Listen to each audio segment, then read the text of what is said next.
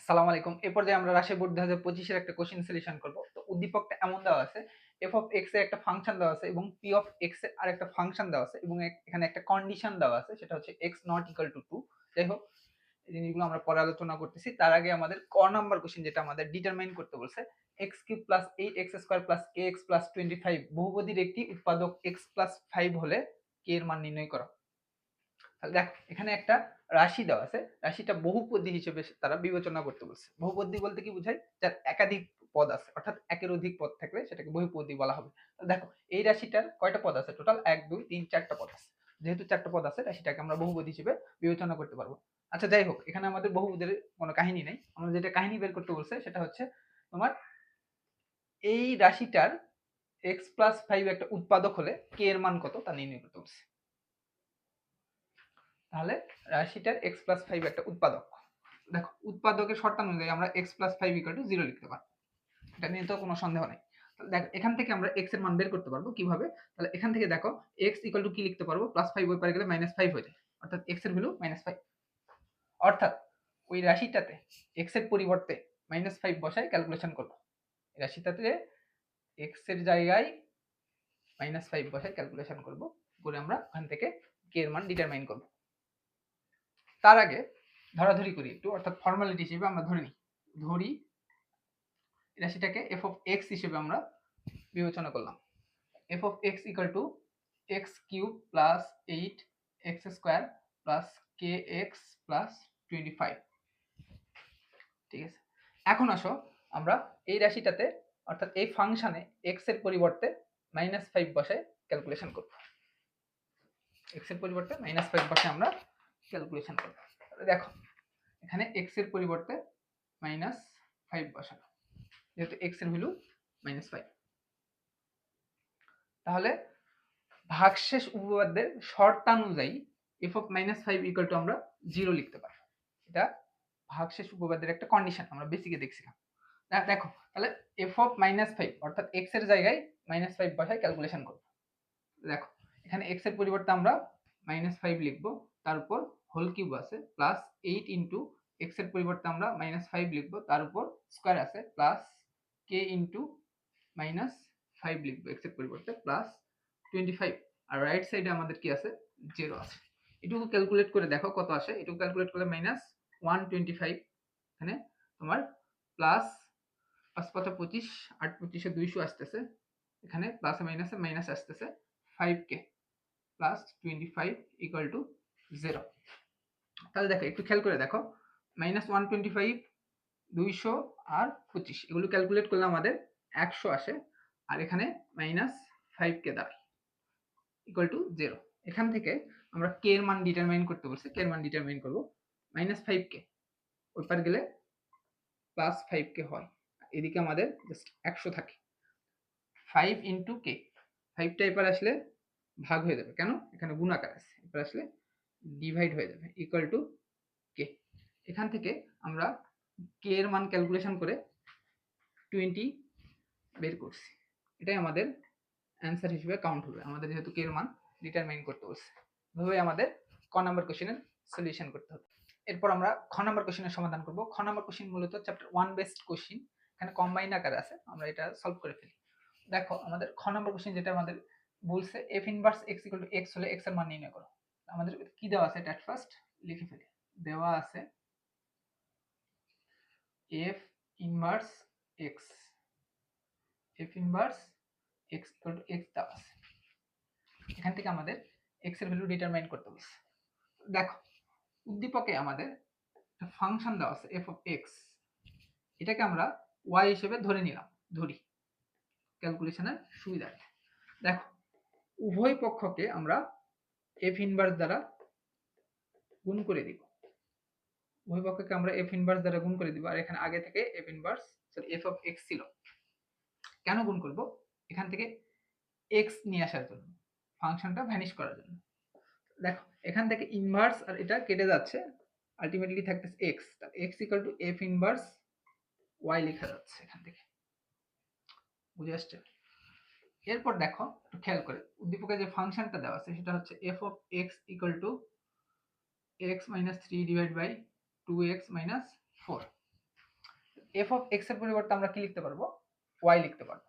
এখানে F of x এর পরিবর্তে আমরা ওয়াই লিখে ফেললাম, x minus three 2x minus 4। আমরা একটা কাজ করি, বজ্রগুণ বা আর গুণ করে ফেলি। এখানে ভাগ আকার আছে, ওই পার গেলে y এর সাথে এই জিনিসটা গুণ হয়ে যাবে, এখানে লবের পোরশনটা থাকতেছে। এখানে দেখো গুণ করে দিলে আমাদের 2xy এর সাথে এটা গুণ করলে মাইনাস 4y, এদিকে x মাইনাস 3 দাঁড়ায়। আমরা x এর মান বের করব, x গুলো এক পাশে নিয়ে আসি, বাকিগুলো অন্য পাশে নিয়ে যাই। এখানে আমাদের 2xy আসে, এটা প্লাস আকার আছে, এবার আসলে মাইনাস হয়ে যায়, এটা মাইনাস আকার আছে, এবার আসলে প্লাস হয়ে যায়। এখানে আগে থেকে 3 ছিল, এখান থেকে x কমন যায়, x কমন গেলে 2y দাঁড়ায়, x কমন গেলে 1 দাঁড়ায়, 4y মাইনাস 3 ছিল। x এর মান বের করবো, x টা এটার সাথে গুণ আকার আছে, এটা ওই পার চলে গেলে ডিভাইড হয়ে যায়, x দাঁড়ায়। x ইকুয়াল টু কত আসে, 4y minus 3 divide by 2y minus 1। দেখো x এর পরিবর্তে আমরা f ইনভার্স y লিখতে পারবো। এখানে x এর পরিবর্তে f ইনভার্স y লিখে ফেললাম। এখান থেকে 4y minus 3 divide by 2y minus 1, x এর পরিবর্তে f ইনভার্স y লিখছি। অর্থাৎ এখানে ফাংশনের ভিতরে y আছে, এখানে প্রত্যেকটা ভ্যারিয়েবল y আছে। y থাকলে এখানে y থাকবে, এখানে z থাকলে এখানে z থাকবে, এখানে যদু থাকলে এখানে যদু থাকবে, এখানে কদু থাকলে এখানে কদু থাকবে। তো ফাংশনের মধ্যে যা থাকবে এখানে ভ্যারিয়েবল হিসেবে সেটাই দাঁড়াবে। দেখো আমাদের f ইনভার্স y এইটার পরিবর্তে যদি f ইনভার্স x লিখি, ফাংশনের ভেতরে x লিখলাম, অর্থাৎ y এর জায়গায় এখন x এর মানগুলো চেঞ্জ হয়ে যাবে, যেখানে যেখানে y আছে ওখানে ওখানে x এর মানগুলো আমরা লিখতে পারবো। কথা কি বুঝে আসছে? এটা তো আমরা জানি।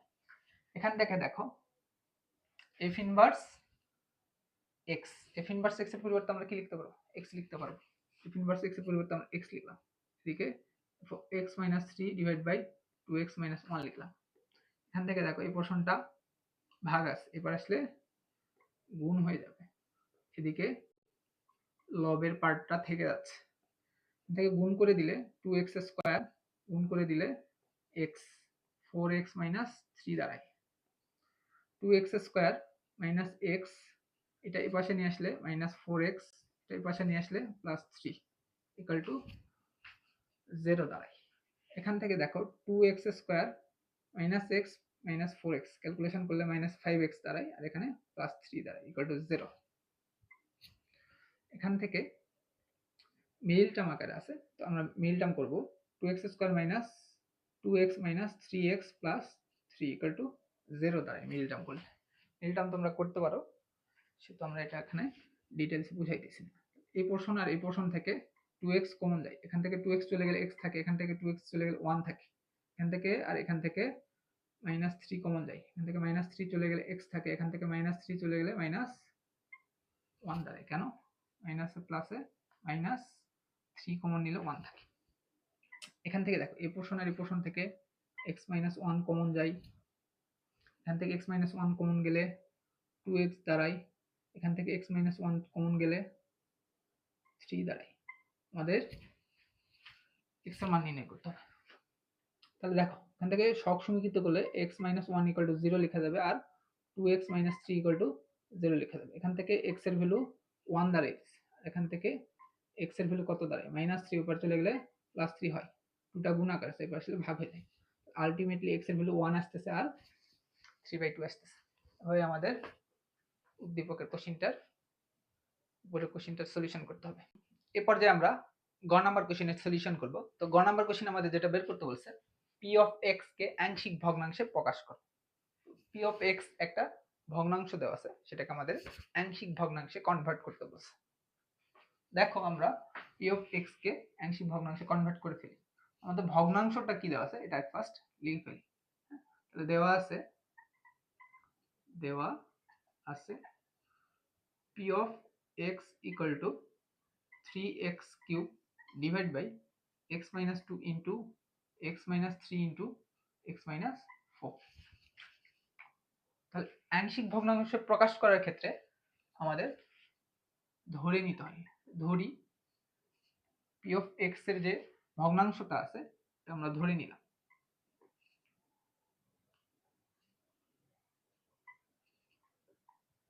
তারপর দেখো এই ভগ্নাংশটাকে আমরা আংশিক ভগ্নাংশে প্রকাশ করব।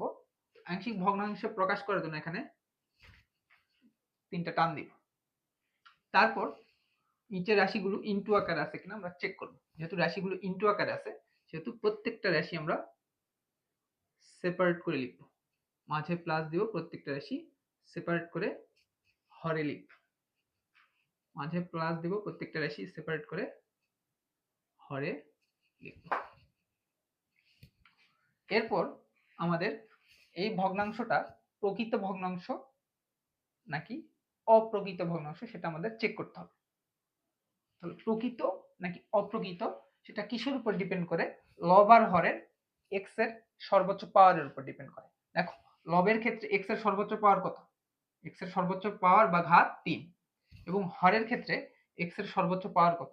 যেহেতু ইনটু আকারে আছে তিনটা রাশি যেহেতু ইনটু আকারে আছে সেহেতু এট ফার্স্ট আমাদের গুণ করে দিতে হবে। গুণ করলে দেখো এক্স ইনটু এক্স করলে এক্স কিউব আসে, এক্স কিউব আসে। তাহলে হরের ক্ষেত্রে সর্বোচ্চ পাওয়ার কত আসতেছে? 3 আসতেছে। লবের ক্ষেত্রেও সর্বোচ্চ পাওয়ার কত আসতেছে? এক্স এর 3 আসতেছে। তাহলে লব এবং হরের দুইটা পাওয়ার যদি সেম হয় বা ইকুয়াল হয় সেক্ষেত্রে আমরা এই ভগ্নাংশটাকে অপ্রকৃত ভগ্নাংশ হিসেবে বিবেচনা করব। আরেকবার রিক্যাপ করতেছি, লব এবং হরের এক্স এর সর্বোচ্চ ঘাত বা পাওয়ার যদি ইকুয়াল হয় তাহলে আমরা ওই ভগ্নাংশটাকে অপ্রকৃত ভগ্নাংশ হিসেবে বিবেচনা করব। তাহলে অপ্রকৃত ভগ্নাংশের ক্ষেত্রে আংশিক ভগ্নাংশে কনভার্ট করার সিস্টেম কি? অপ্রকৃত ভগ্নাংশের ক্ষেত্রে আংশিক ভগ্নাংশ কনভার্ট করার জন্য আমাদের প্রকৃতের মতো করে ভেঙে ফেলতে হবে। তারপর লবে এক্স এর সহগ যেটা আছে, এক্স এর সহগ যেটা আছে এটা আমাদের এখানে যোগ আকারে লিখতে হবে। এখানে এক্স এর সহগ 3 আছে, 3 আমাদের যোগ আকারে লিখতে হবে। এভাবে আমাদের একটা ভগ্নাংশের আংশিক ভগ্নাংশে কনভার্ট করতে হবে। তারপর দেখো এখানে x এর পাওয়ার কত আছে? 1। যেহেতু একঘাত বিশিষ্ট x তাহলে এখানে a লিখবো। x এর পাওয়ার 1 একঘাত বিশিষ্ট এখানে b লিখবো। x এর পাওয়ার 1 একঘাত বিশিষ্ট এখানে c লিখবো। লিখে এটাকে আমরা 1 নম্বর সমীকরণ হিসেবে ডিফাইন করলাম। তো আমাদের বেসিক্যালি এই ভগ্নাংশটার আংশিক ভগ্নাংশে কনভার্ট করতে বলছে। আংশিক ভগ্নাংশে আমরা কনভার্ট করে ফেলছি, এটাই আমাদের অ্যান্সার হিসেবে বিবেচনা হবে। জাস্ট আমাদের এখানে a b আর c এর ভ্যালু সেপারেট করে বের করতে হবে। বের করে এখানে বসাই দিলে আমাদের অ্যান্সারটা চলে আসবে। আমাদের এখন টার্গেট a b আর c এর ভ্যালু সেপারেট করে বের করা। চলো আমরা a b c এর ভ্যালু সেপারেট করে বের করে ফেলি। তাহলে a b আর c এর ভ্যালু সেপারেট করে বের করার জন্য 1 নম্বর সমীকরণটাকে আমরা একটু মডিফাই করব, করে আরেকটা সমীকরণ হিসেবে ডিফাইন করব। কেন? কারণ আমাদের আরেকটা সমীকরণ হিসেবে ডিফাইন করলে 1 নম্বর সমীকরণ দেখো একটু ভগ্নাংশ আকারে আছে, এটা ক্যালকুলেট করা একটু কষ্টসাধ্য।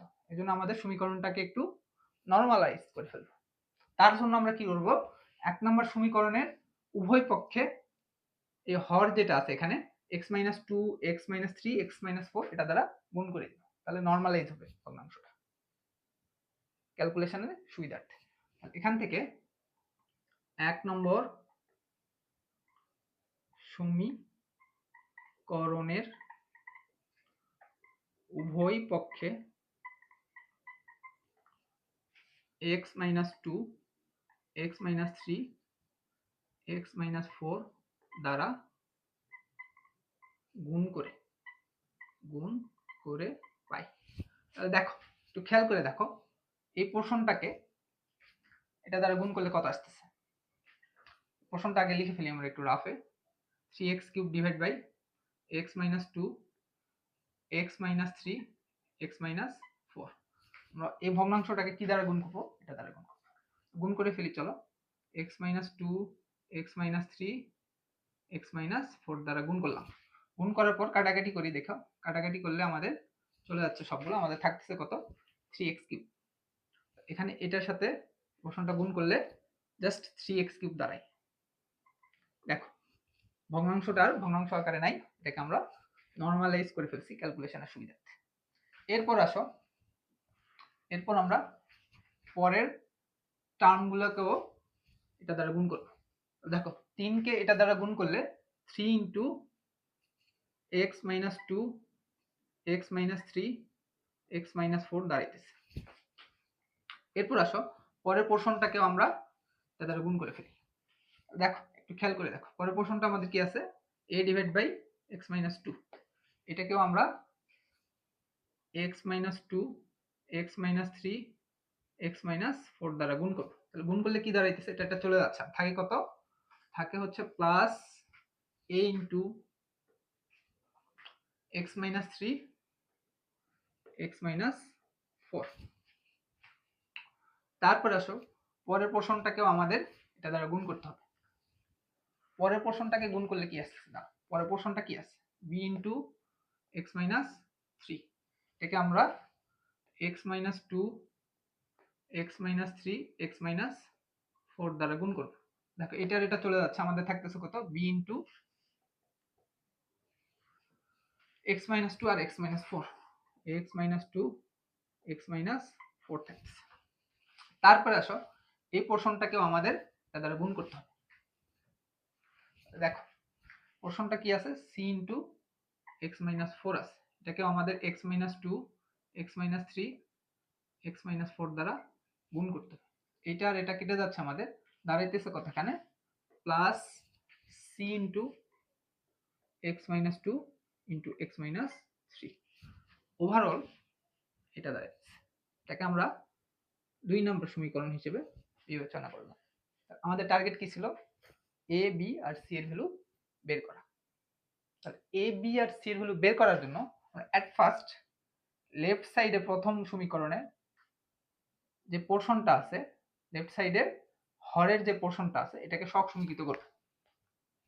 দেখো এটাকে সহগ সমীকৃত করলে কি দাঁড়ায়, x মাইনাস 2 x মাইনাস 3 আর x মাইনাস 4 আছে হরে, এটাকে আমরা সহগ সমীকৃত করলে এটাকে একটু 0 লিখতে পারি। এটা তো সহগ সমীকৃতর কন্ডিশন। দেখো তিনটা রাশি ইনটু আকারে আছে আর ওই পার 0 আছে, তাহলে প্রত্যেকটা রাশির মান আমরা 0 লিখতে পারবো। অর্থাৎ x minus 2 equal to 0, x minus 3 equal to 0, x minus 4 equal to 0 লিখতে পারবো। এটা সহগ সমীকৃতর সিস্টেম।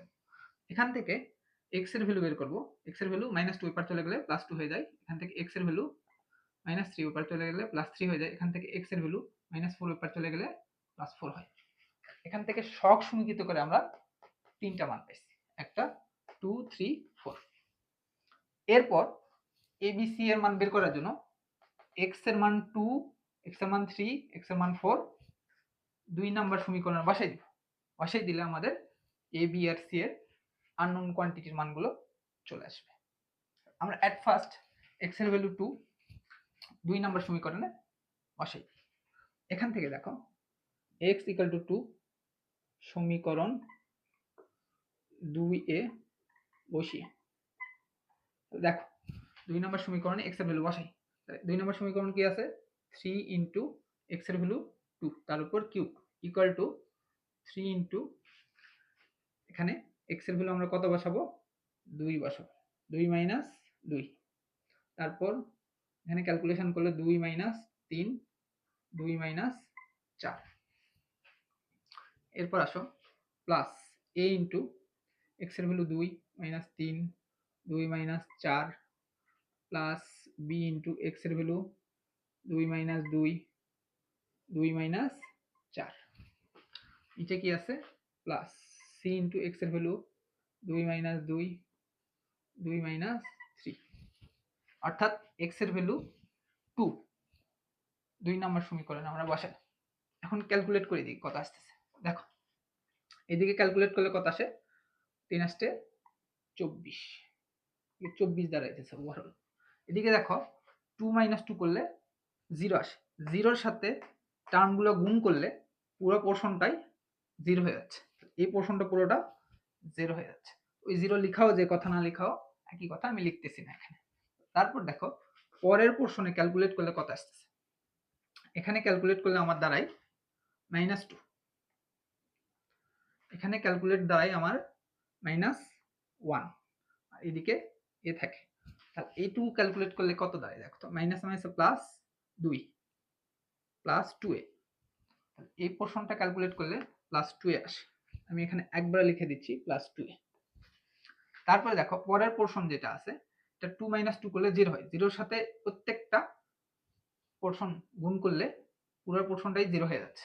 এটা পুরোটাই 0 হয়ে যাচ্ছে, ভানিশ হয়ে যাচ্ছে। তো ওই 0 আমি এখানে লিখতেছি। এরপর আসো এখানে 2 - 2 করলে 0 হয়। 0 এর সাথে প্রত্যেকটা পোর্শন গুণ করলে আলটিমেটলি পুরোটা 0 হয়ে যাচ্ছে। ওই 0টাও আমি লিখতেছি না। তো পুরোটা ক্যালকুলেশন করলে আমাদের 24 = 2 এ আসতেছে। এখান থেকে আমাদের টার্গেট হচ্ছে এর ভ্যালু বের করা।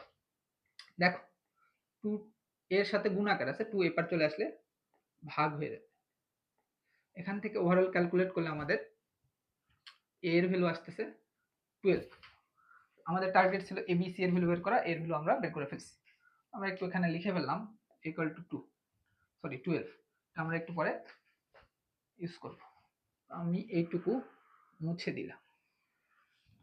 এরপর আসো x এর ভ্যালু 2 বসাইছিলাম, x এর ভ্যালু 3 বসাবো।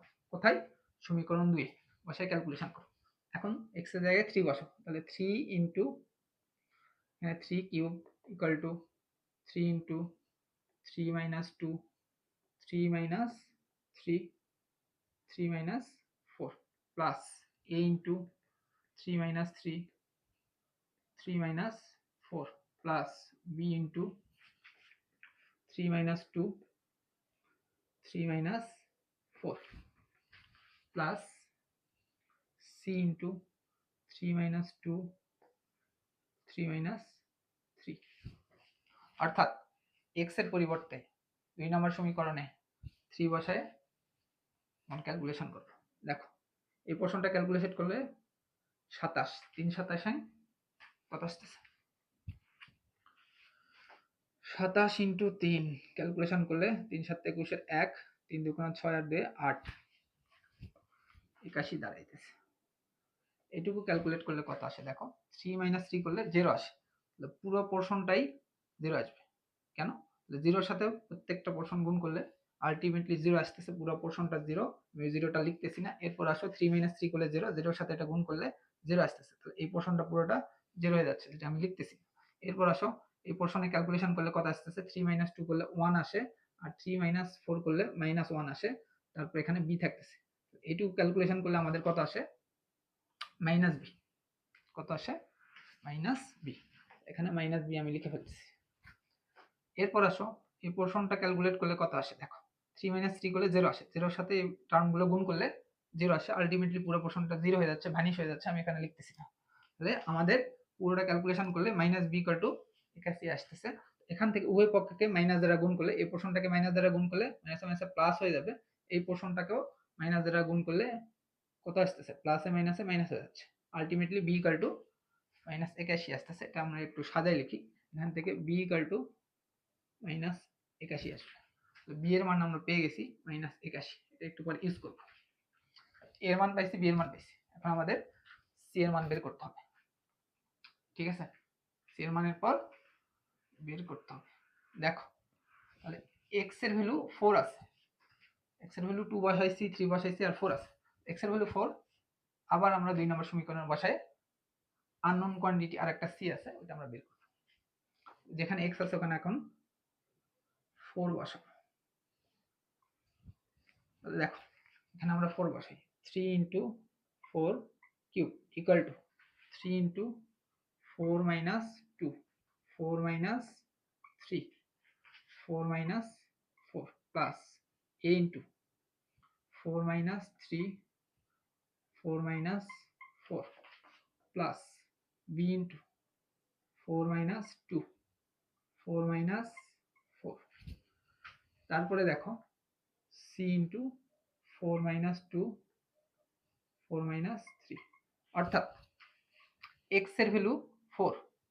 2 নম্বর সমীকরণ বসাইছি। এখন ক্যালকুলেশন করি।